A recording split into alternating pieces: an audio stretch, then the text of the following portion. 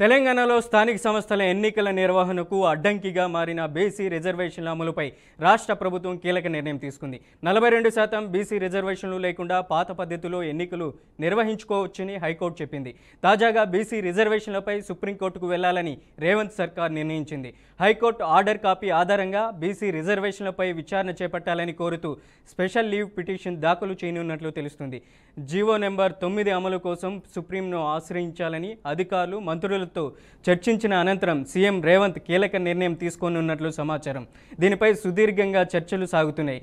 TPCC chief Mahesh Kumar Goud, మంత్రులు బట్టి Vikramarka, Ponnam Prabhakar, Meenakshi నటరాజన్లతో Zoom మీటింగ్లో పాల్గొన్న సీఎం 42% బీసీ రిజర్వేషన్లకు కట్టుబడి ఉన్నామని స్పష్టం చేశారు. ఇక ఇదే అంశానికి సంబంధించి మరింత సమాచారం అందించడానికి మా అవుట్పుట్ ఎడిటర్ వెంకట్ ఫోన్ లైన్లో ఉన్నారు. వెంకట్, ఏంటి అప్డేట్స్ ఏంటి? తెలంగాణ ప్రభుత్వం పాత రిజర్వేషన్ల ప్రకారమే ఎన్నికలకు వెళ్ళే ఆలోచన ఉందా, లేకపోతే తాజాగా ఉన్నటువంటి అప్డేట్ ప్రకారం సుప్రీంకోర్టులో లీవ్ పిటిషన్ దాఖలు చేయాలని ఇప్పటికే ప్రభుత్వం కూడా ఒక నిర్ణయం తీసుకుంది? ఎలా చూడొచ్చు? హైకోర్టులో స్టే నెంబర్ 9 జీవో నెంబర్ 9పై కూడా స్టే విధించింది. ఎలా చూడొచ్చు ఈ పరిణామాలన్నింటినీ? స్థానిక సంస్థల ఎన్నికల నిర్వహణ, అదేవిధంగా జీవో 9 అంటే బీసీలకు 42% రిజర్వేషన్లు అమలు చేయాలని ఏదైతే ప్రభుత్వం నిర్ణయించి ఒక జీవో 9 తీసుకురావచ్చు, జీవో నెంబర్ 9 తీసుకొచ్చిందో దాన్ని ఇంప్లిమెంట్ చేయాలని చాలా బలంగా ప్రభుత్వం కోరుకుంటున్నట్టుగా మనకి అర్థమవుతూ ఉంది. దానికి కారణం లేటెస్ట్ గా, ఎందుకంటే హైకోర్టులో 2 రోజులుగా జరిగినటువంటి వాదనల తర్వాత ఏం చెప్పింది అనేది ప్రపంచం మొత్తం, తెలంగాణ ప్రజానికి మొత్తం కూడా వినింది. హైకోర్టు ఏం చెప్పింది దానికి సంబంధించి స్టే ఇవ్వటం, కేసుని 6 వారాల పాటు వాయిదా వేయడం, ఇవన్నీ కూడా చూసాం.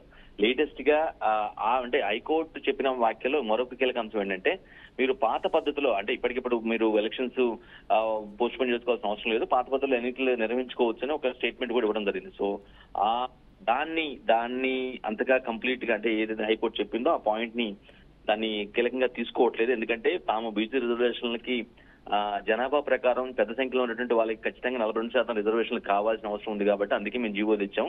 స్పష్టంగా పూర్తి స్థాయిలో అవి వచ్చిన తర్వాత మాత్రమే మేము అనుకున్న లక్ష్యం నెరవేరేలాగా 42% రిజర్వేషన్లు బీసీలకి అమలు చేసిన తర్వాతే, అంటే ఆ బీసీలకి ఇచ్చిన తర్వాతే, క్లారిటీ వచ్చిన తర్వాతే ఎన్నికలు నిర్వహిస్తామనే ఒక ప్రపోజల్ తో తెలంగాణ ప్రభుత్వం ఉన్నట్టుగా అర్థమవుతుంది.